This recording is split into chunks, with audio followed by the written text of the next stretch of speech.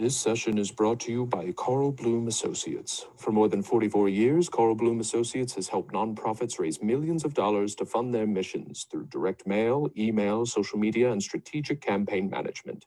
Carl Bloom Associates is the driving force behind the International Public Library Fundraising Conference and Library Giving Day. For more information, visit carlbloom.com. Hello, and welcome to Introducing Your Next BFF, the Mayor, creating awesome partnerships with city government.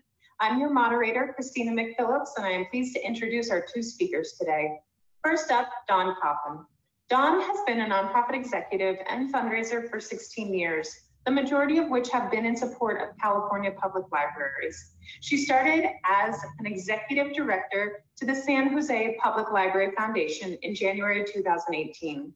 Dawn's previous nonprofit experience includes work on homelessness, environment, women's health, and education. Dawn's first career was in academia, and she sometimes daydreams of being a specialist again. And then we have Kendra O'Donoghue. Kendra was born and raised in San Jose, and Kendra brings years of experience of nonprofit management, fundraising, partnership development, and program experience to the mayor's office. In her role, she supports programs and initiatives with a focus on securing resources to ensure their continued growth and expansion in local communities. Previously, Kendra led the Juma San Jose, a local youth and workforce development organization that employed 140 opportunity youth annually at local sports venues. As a former educator, she also has extensive experience in the program development and literacy space as the program director for Reading Partners Silicon Valley, and as a founding team member for Bay Area ed tech company called BookNook. And with that, I'll throw it to you, Kendra. Thanks, Christina. As she mentioned, we are hosting this webinar, Introducing Your Next BFF, the Mayor. So a little bit of background on the city of San Jose. We are considered the capital of Silicon Valley, the south of the Bay Area, about 45 minutes south of San Francisco. With a population of over 1 million residents, we are considered the largest city in Northern California. It's about 180 square miles. So with that large geographic span, as you can imagine, it's a city of great diversity, but also a large socioeconomic gap where there are areas of great wealth due to being the tech capital of the Bay Area and the world, but also quite a few communities and neighborhoods that continue to be under-resourced. As Christina mentioned, I work for Mayor Sam Liccardo. He was elected in 2014, and as a huge education champion, his mayoral priorities have long included initiatives around education and digital access. So a little bit about the San Jose Public Library. It is the city system. The library itself opened in 1880, so it has quite a long history. Obviously, it's gone through a lot of changes since that time. What you're seeing right now is an image of the main library, if you will, the Dr. Martin Luther King Jr. Library, which is the joint use library with the San Jose State University. At the time, it was unique, and now it is just rare in that it's a joint use academic and public library. So as the system, we have 25 branches located throughout the city. There are over 650,000 cardholders, and by circulation, the library is the 4th in the state. You are all familiar with the various different ways that we can count where we are in the rankings. It doesn't have the largest number of branches, but definitely by circulation, it is 4th. The Library Foundation itself was founded just over 30 years ago and was primarily focused on doing a lot of capital construction, helping with the branches, and being more than the Friends group, but really not until recently have we focused in on supporting programs. One of the things that we think is useful to share with you is the way that the relationship between the mayor's office and the San Jose Public Library Foundation really started. And this predates me, so I take absolutely no credit for this at all, but I am incredibly grateful for it having been set up when I came into this position. So we have, as the foundation, we have a legal contract with the city of San Jose to be their fundraising arm for the library. So every year we renew the contract, and it's on a 1 to 2.5 ratio. What this means is every year we get $100,000 unrestricted support from the city through the library's budget. And in return, we're responsible for bringing in at least $250,000 back to the library in support of their programs or materials, resources, or facilities. That is a goal that I'm really happy to say we have surpassed in the last couple of years, but it's wonderful to have that baseline in there. It also means that we get that money up front, so we can count it in our budget. It being unrestricted means obviously that we get to use it to support staff, which means that we can start the year knowing that we have the resources for operating that then allows us to take perhaps some risks in going after grants that don't have a administrative cost or don't have any way to claim back indirect. And I think it's been a really useful, it's been incredibly helpful for the foundation, and the library is seeing a great benefit from that as well. In the last 18 months to 2 years now, we have also taken on doing grant administration for the city itself, particularly around a program called San Jose Learns, which you'll hear a little bit more about later. We act as the administration entity for this grant program, and in return, we're able to secure 15% of that fund that comes in, which at this point is about $1 million per year from the city. So as you can imagine, that $150,000 unrestricted goes a huge way to be able to secure our operating costs each year.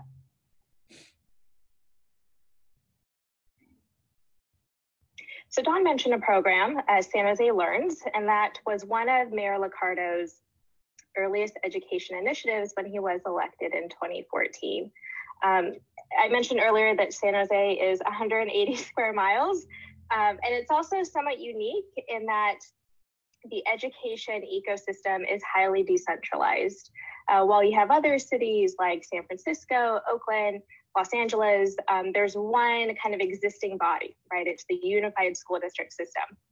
In San Jose, however, we have almost 20 different school districts, which means that there are, close to 20 different approaches to strategies, priorities, different ways of thinking for superintendent and staff in approaching the educational needs of the community that they serve. So with that, when Mayor Liccardo came into office, he really wanted to look at what is kind of an education continuum that we can build out to bring resources, programs, and a little bit more of a systematic way of thinking to support across multiple school districts. And with that, the first program was San Jose Learns, which is a literacy after-school program for grades K through 3. There's also the San Jose Aspires program, which is the most recent education initiative, which is focusing on high school students to prepare them for college and career through a micro-scholarship program. There's also the San Jose Promise, which is really access to post-secondary education and free tuition for students who are eligible. And then lastly, there's the Coding 5K Challenge, which kind of spans all grade levels, K through 12, really focusing deeply on STEM education and looking at providing programs and resources around that. So with all 4 of those programs, again, it was a way to look at how can we bring these educational resources and incubate them in the mayor's office, but doing so in a way that would really make them sticky,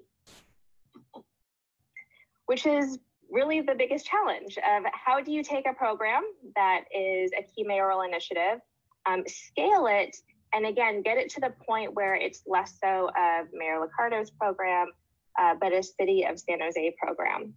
And also in thinking about the fundraising aspect, how do you make something as sustainable as possible so that it extends beyond all of our lifetimes?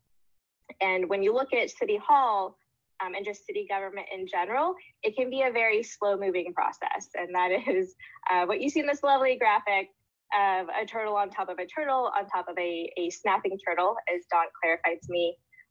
But really, again, looking at how can we accelerate programs and get them to be as adopted and embraced as possible within a community, and again, across multiple school districts of the city. So I'm thinking about creative solutions. It was really thinking about what is a citywide entity that spans across all communities, has the credibility to bring programs in, and again, has the system and the infrastructure to support all of this. And really, it comes down to the city library. So the city hall and the mayor's office and the San Jose Public Library began to act as a collaborative body to say, okay, how can we adopt this new mentality of seeing the city as a classroom? And in doing so, again, trying to be very cognizant of the different needs across multiple school districts, but the opportunity to bring those programs directly to them, incubated in the mayor's office, and then again, run by the library system. So the relationship between the three entities is displayed by this graphic. We have the City of San Jose, we have the Library Foundation, and we have the library itself as a department of the city. Now, in San Jose, we have what's called a weak mayor system, which means that Mayor Sam Liccardo does not get to hire the city librarian, but instead it allows space for that relationship to be much more collaborative. And the mayor is incredibly aware of how Jill, as city librarian, is able to help bring his vision and his legacy that he wants to leave as mayor to life. In turn, the Library Foundation is independent from the library, as many of you are. As a separate 501c3, we do not share any governance structures, we do not share any funding streams, and all of our decisions are made by the board. Nevertheless, of course, we need that relationship to be incredibly strong, and we need it to be one that is mutually respectful. And what that means is we do come together. We have lots of collaborative meetings, frequent communications. I bring this up because I have been in some places where the relationship between the head of the foundation and the head of the library is not as smooth as it could be.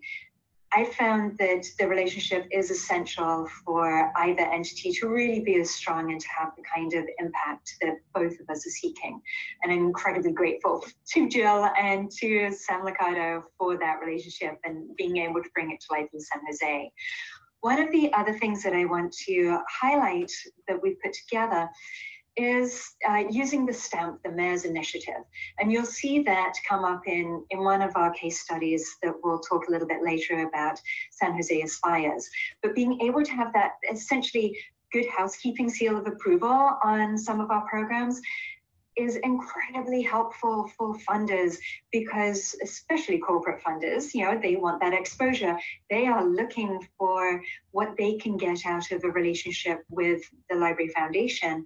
And if that relationship can mean not opening doors per se, not making it easier for them to get building permits, but to know that by their sponsorship of a program means that it is something that the mayor thinks very strongly and positively about, then that is something that makes our fundraising story a little bit easier.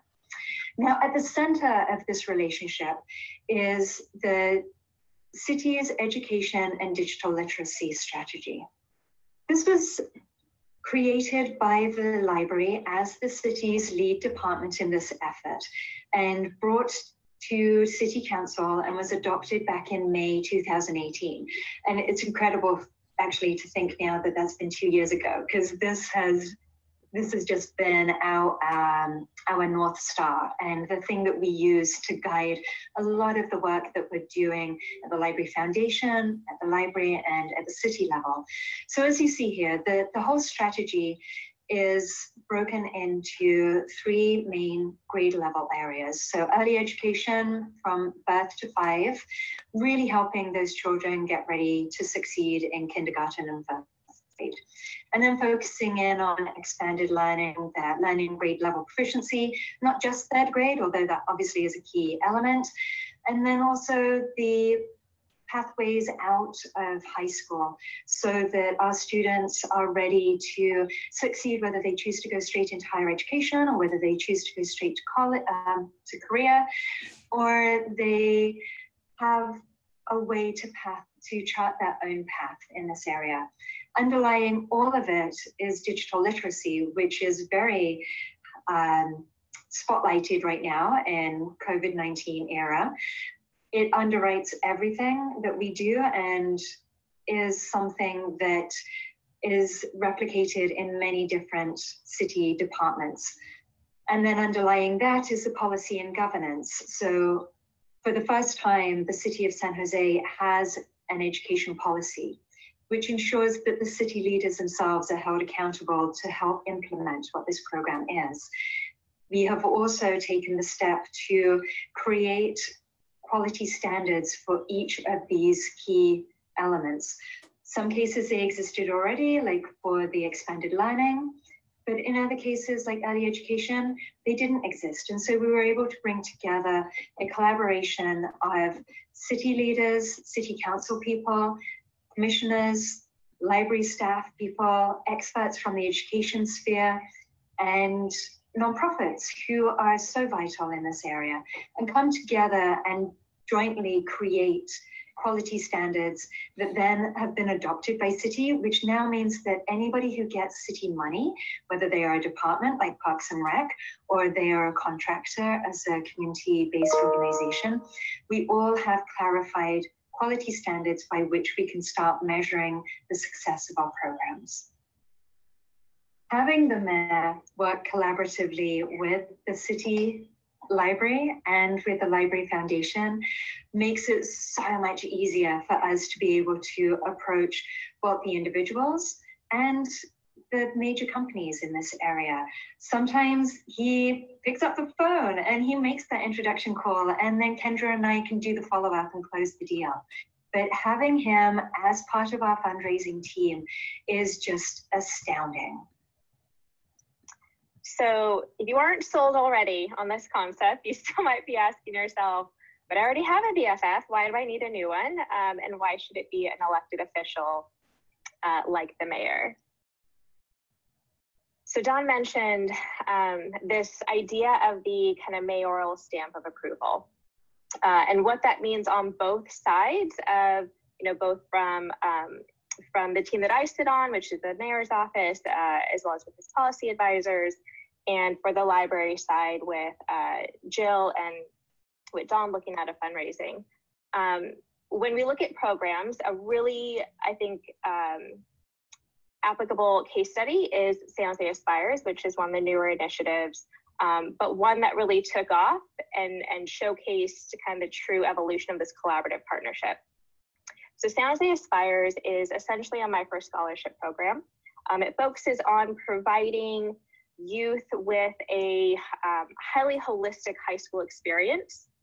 And it also looked at this key challenge, again, when we have such a decentralized education system, that there simply are not enough high school counselors to do the one-on-one coaching, supporting, mentoring to high school freshmen, sophomore, juniors, and seniors to truly prepare them to embark on that post-secondary education journey. And so because of that, we wanted to provide a program that essentially augmented what's already happening in the classroom, but provided the information and also kind of from a digital inclusion aspect, information online, so that a young person could say, I want to pursue this vocational program, I want to pursue community college, I want to go 4-year college, and I know exactly what I need to do to get there. And then as they hit benchmarks, they would they would earn money towards a scholarship. So this idea came from Mayor Liccardo, and he said he wanted to do this. And so when we say something is incubated in the mayor's office, it really takes kind of this initial idea, and we want to think about how do we catalyze it. So we do some maybe initial program design, or we talk about what is the key outcome. And then through this collaborative partnership, again, very much rooted in the education and digital literacy policy, we then go to library staff and they figure out how to pilot it. And so the program design really comes from those key experts who know what it will look like on the ground, what partners should we initially approach, what school perhaps makes sense to pilot this in. And then we have pretty constant touch points to say, how is it going? What's the data looking like? What is the impact? What are perhaps the ways that we need to pivot and or continue to adapt the program so it will be as impactful as possible. And then because the library is basically the driver of the program, we're able to very seamlessly and efficiently integrate it with the library system. So for instance, the student library card, which also acts as the student ID card in high school, meaning that for a student to enroll in this program, it was as simple as swiping their library card. It also meant that for us, from a data sharing standpoint, not necessarily sharing personal identifying information, but just getting a sense of how many students are enrolling, what grade level are they in, really just kind of those high touch points to figure out how the program is moving along. And then we also wanted to be able to very collaboratively figure out, what we know what the key outcome is, but what is that target audience and how should we approach this program overall?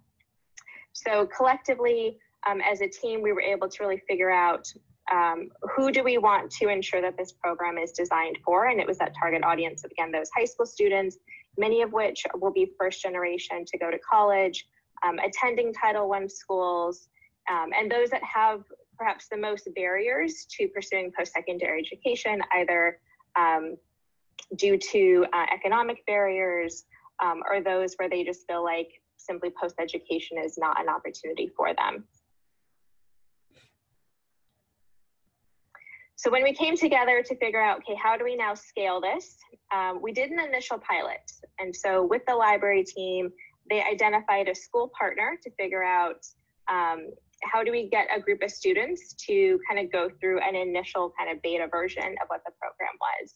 And then with that, we also had to figure out a collaborative fundraising strategy. This program is not built into the city budget. And so we had to ensure that there were philanthropic dollars available for us to keep the program going. So between Mayor Liccardo, Jill, who's the library director, Dawn, and myself, it was coming up with an overall strategy of who can we approach and who can we really get on board with this idea of this kind of unique micro scholarship program that really is not being done in many places. And so having the mayor as not just a key champion and fundraiser, but really providing this visibility that no one else can was basically game changing for us. So in maybe a 3 to 4 month span, we were able to fundraise close to $3 million. And with that, ensure that from a small pilot, by the fall, we will reach full school adoption and also be able to start to take this program to additional schools in the area.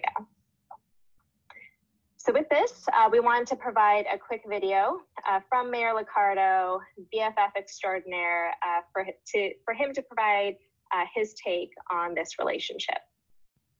Hi, I'm Sam Liccardo. I'm the mayor of the city of San Jose, and I am a big fan of our San Jose Public Library Foundation. And because of the close relationship we've had with them over the last several years, we have seen transformative impact in our libraries and how our libraries serve our community and how incredibly relevant our libraries have become, even more so than the days when we all depended on books. This is a great partnership because we bring different talents together to have transformative results. I hope you have the same success in your own communities. So hopefully by now you're thinking, wow, that sounds awesome. I wish I lived in San Jose, but alas, you don't.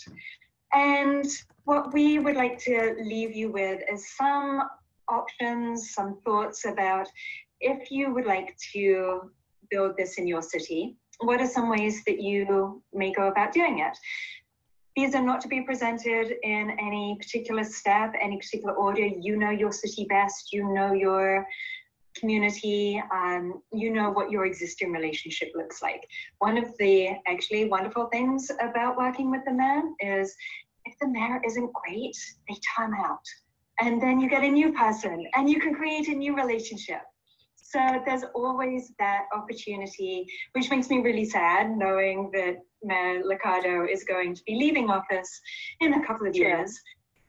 But there will be somebody else who will be able to look at the relationship that we have built. And, you know, the intention is that they will be so inspired and they will see that working with us is really powerful in a way for them to be able to fulfill what their desires are and what their legacy would like to be as a mayor. So for you, don't lose heart if you currently don't have a great relationship with your key city elected, because that person will change. And then you can start with whomever is in next. So one first step that many of you are already doing is with basic advocacy. So make sure that your local officials know who you are. They know that your library foundation exists. They know that you're the one who's leading it. They know how to find you. And then take the time to listen to them. You know, have one-on-one meetings. Hopefully within too much time, we'll be able to get back together and be able to have coffee meetings and understand, listen, you know, they were each elected because they were passionate about serving their city. So what is their key driver? What are they most wanting to accomplish with their service? Once you know that, you'll be having enough conversations that you'll be able to determine who is your really close ally or allies in this work. Hopefully you'll have more than one, and hopefully they will represent the best scope of work that the public library brings to the city. So some people may be your ally for workforce development. Other people are going to be your key people for early education. Others are going to be all over what the library is doing for seniors. Again, you know the work that you're doing, you know the work that your foundation is supporting and making happening at your library. And so the key here is to identify who are your allies at the Library Foundation, which may or may not be exactly the same people as the allies for the library system itself. The second option is a little bit more transactional. So here, you know who your allies are. Maybe you have an opportunity to set up a similar contract or MOU with your city finance department and have something whereby you're formalizing your fundraising relationship to the library. And if that means that you're able to get some unrestricted dollars at the beginning to help your underwrite, support the backbone of your operating costs, that is an amazing and reassuring way of building the relationship. It also gives you greater flexibility, but it sets up the parameters by which you're showing that you can deliver. You are an excellent fundraising and augmenting partner for the library. So give me money, I will give you much more money, that kind of transactional relationship. The other thing is all elected government entities, officials want photo ops. They want that opportunity to be in front of children, to open a new branch, to start a new program, to have anything that means that they can get free media attention without it being so very obviously like, here, give me free media attention. You know, it's not the same as them writing a letter to the editor. It's not the same as them holding office hours for constituents. So you can give that to them, and that is something that many electeds will respond positively to. And a third option is much more transformative. And this is something that we have been able to do in San Jose, but it's taken years of building this relationship, and it will take years to continue it. But it starts by demonstrating the value that you bring as the Library Foundation and highlighting, if they don't already know, the value that the library has for the city and for all of those elected officials, in the way that the library is just a phenomenal department. And they should know this, and maybe they do, maybe they don't. If they don't, you can do that for your library. And in doing that, you're also demonstrating why your value as a library foundation is so important. Do make sure that you take the time to sit and articulate what are our shared objectives. What are we each able to expect from the other? So if we're going to embark on having a shared program that maybe has your own stamp of approval from your mayor, your city hall on it, then it's critical that everybody understands what everybody is bringing to the table and what each partner is going to get out of it. We have also been incredibly lucky to have a single point of contact in Kendra, and before she was able to be part of the mayor's office in Khan Russo, and having that single point of contact, because the mayor's office, their staff will change depending on the size of your city, but there are lots of people doing different important work for the mayor. And so having one person on the inside who knows that structure, who knows when you need to bring in different people, is invaluable. And just as you serve as a single point of contact for many of the donors to the library, so that the donor doesn't need to navigate, who do I need to talk to when I need to figure this out at the library? You are that single point of contact for them. So it's critical for you to have that person on the mayor's staff. And then finally, you get to have that amazingly fun conversation, ideally off-site, maybe at a bar, but where you sit down and you think through, all right, of all of the work that we're doing right now, of all of the work that maybe we're doing together, or maybe we're doing separately, but we see how they can align, we can see how they can augment each other. Which program do we want to start with? There's no right answer, but let's start somewhere and then build. And we'll create that, and we'll have those immediate wins, and we'll have that great impact, and then we'll just build from that. So I hope that this is something that you'll be able to think about. What works? What did any of this resonate with you? Where do you see first steps happening? A big part of it is knowing that collaboratively together, the mayor's office, the city hall, the city department, that's the library, and the library foundation, together we are able to build a program that can be implemented well, because the mayor can have some amazing visions and can sell pretty much anything, but he's not going to be the one implementing the program. So you need to be there. You need to be part of this conversation to make sure that the program is crafted well. The library staff need to be part of this conversation because they're going to be the ones actually running the program. So is it something that they feel strongly about, that they know they can succeed and achieve at? And then it's our role to make sure that that program is sustainable, both at the implementation level, but also from a fundraising and a donor level. And then finally, we all bring that level of integrity to this process. We want to be able to inspire people, to inspire the donors to think that, yes, this is somewhere where I can make a true difference, and they can, but it's on our backs to make sure that we deliver on that. And that's where the integrity comes in, so that we can speak back to the mayor and to the people who are crafting these programs to say, yes, that's an awesome vision. We're not there yet, but if we do these steps along the way, then we can get to that. That is one of the amazing values that you will bring as a partner to this conversation, is your authenticity, is your integrity. So don't short sell yourself. You bring a lot of value to this relationship, and really it is a three-legged stool, and we need all three partners to be working together. And with that, we thank you for your attention and happy to take any questions.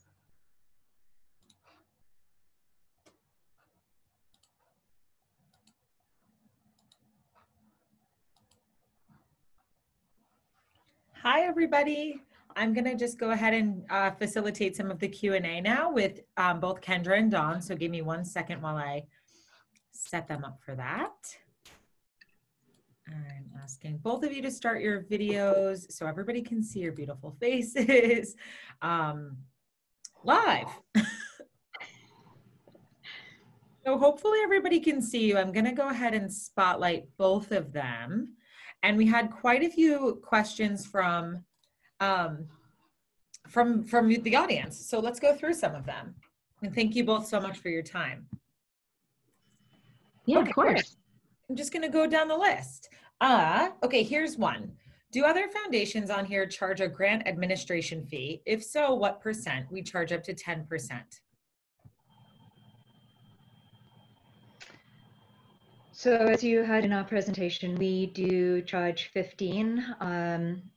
Of course, there are those donors that say, no, you can only charge 10. So we only charge 10.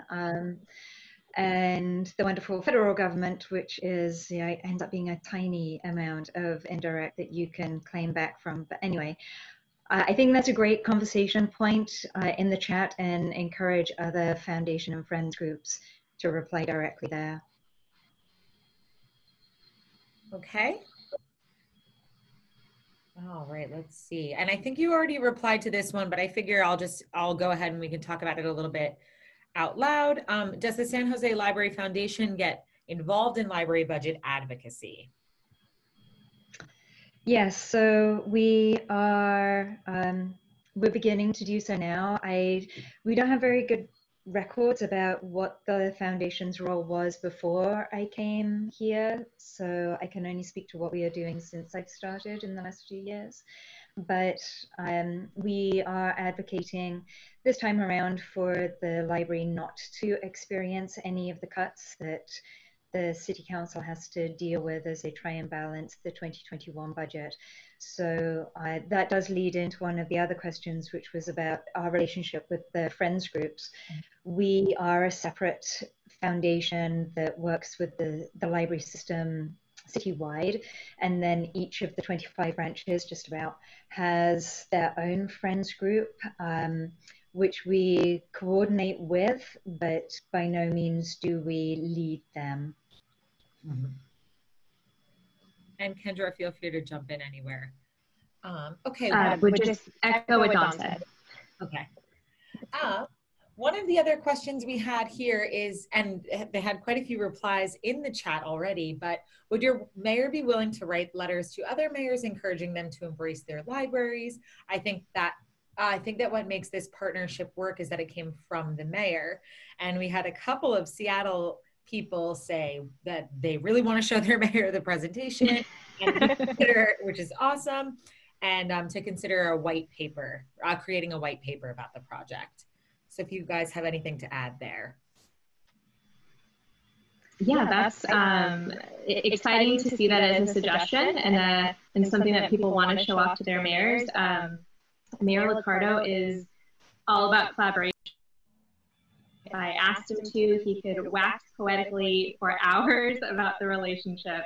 So yeah, I think that's a great suggestion. I think something that Dawn and I can dig into a little bit more, obviously taking into consideration that the mayor's schedule is a little crazy at the moment.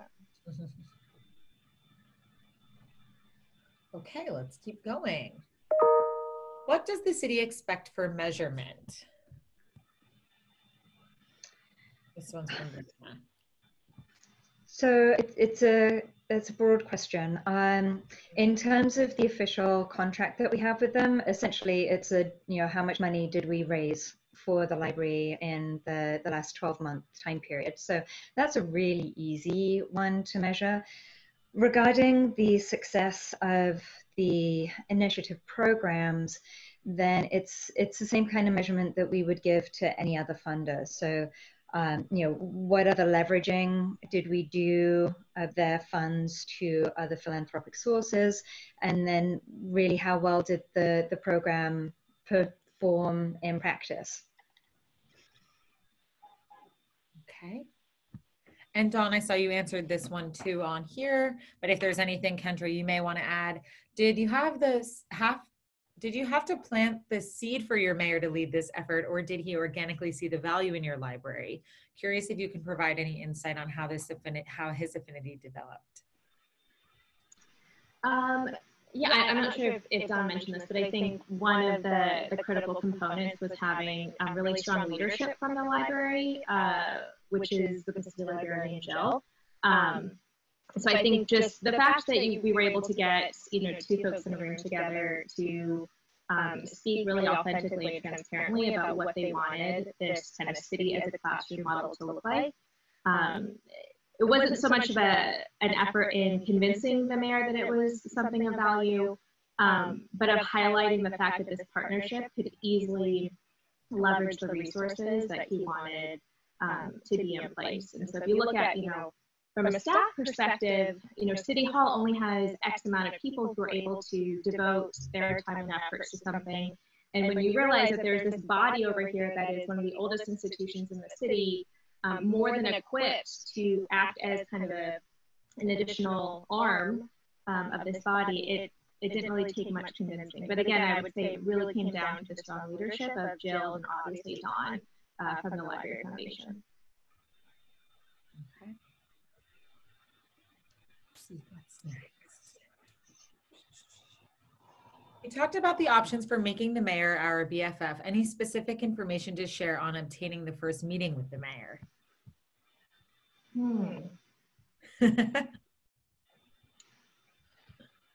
Don, you want to take that one first? Oh, Kendra, here was me thinking you were on the inside track.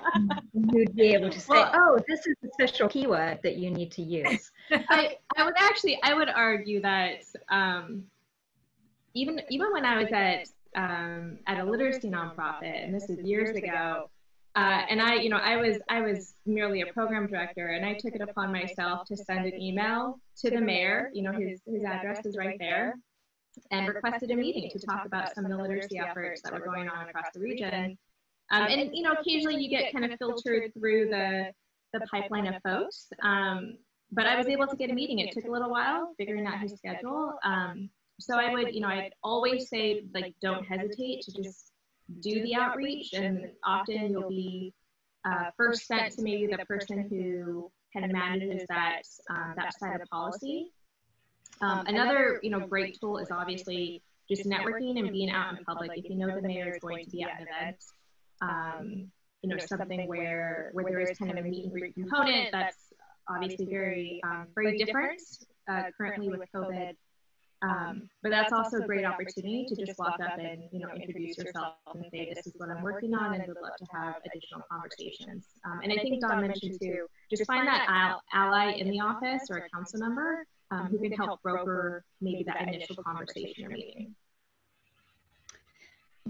Another area or another route that I might suggest is your library is frequently going to in front of City Council to present the work that they are doing as a department, and so those meetings are open, and you can go, and even if it's just a very brief public comment, like, the Library Foundation is here and we strongly support what the library is doing in XYZ program, then that gets you up at the podium, that gets you seen by the mayor and the rest of the City Council.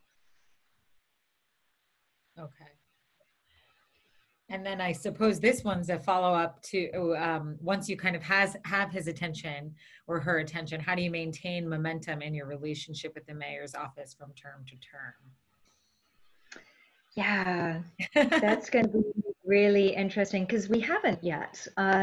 It started with him and he got re-elected, and so it's only right now, it's only been this relationship between specifically Mayor Sam Liccardo and specifically Jill Bourne as city librarian and me as head of the Library Foundation. So we are definitely looking at the next 2 years and laying stronger relationships with the current City Council members, because the next mayor may come from their ranks, which is where Mayor Liccardo was formerly a City Council member who got elected to mayor. So maybe the next one will come the same way. It may be from somebody who's outside, and until we get closer to the election and we see who's actually in the running, then that will be the case. But my intention is that these next couple of years, we will be able to show very strongly the impact that working collaboratively has, so that whoever the successor is can come in and can see that and will want to A, continue those programs, and B, set up their own program for their own legacy and know that we can be a key ally and resource for them. Mm-hmm. And then a little bit related is, how difficult was it to circumnavigate city administration while building this relationship? And it sounds to me like you are trying to collaborate and kind of remember that that next mayor could come from there. So yeah, right now everybody in the city council loves the library, so that makes it really easy and nice.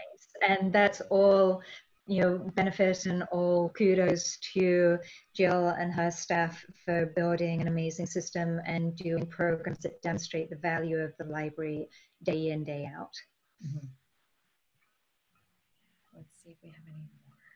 Is your mayor a private donor of the foundation? Wondering if there's any messaging about the need for private and public support in funding the library. He has given personally, and he has also given money out of his particular like mayor's budget. So in addition to the entire city budget that the council has to approve on. So all of our city council members have a discretionary fund, which I highly recommend you finding out whether or not that's true in your city as well. Okay. Did your library or city raise the possibility of pausing their funding support in light of extraordinary budget restrictions this year? And if so, how are you responding?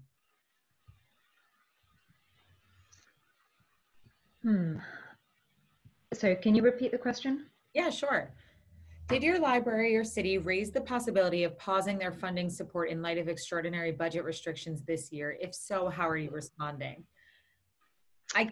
We're working with Brooklyn Public Library on their advocacy campaign, and we have paused a little bit. So I don't know if that's something related or not. Just kind of considering any budgetary changes. Sure. Yes, we definitely had conversations with Jill and her senior staff around the unrestricted support. So that 100,000 that comes to us, for us to raise at least 250,000 for them. And in running the numbers, they decided to keep that in place because it's unrestricted money that comes to us, and in return we convert that into much larger restricted monies that then we've been able to build, and went back to City Council to say the Library Foundation is able to pay for the money of X number of salaries for the library that otherwise would have been cut. So we had a very in-depth and honest conversation about what does that look like? What would it mean for the foundation to lose that revenue source? Because our budgets are staggered. The library is on that July fiscal, whereas the Library Foundation is on a calendar January. So, you know, we are deliberately overlapping our budget periods that way. And then support from the city for the San Jose Learns program is ongoing, and it's acknowledged that giving support to education is super important right now, and they do not want to be crawling back any of that money. Is that an ice cream truck? Okay, we do have time for just about 2 or 3 more questions. One we have is, what is the role of the actual library in these programs, and are you using library spaces or staff in the mayor's initiatives? You're still muted.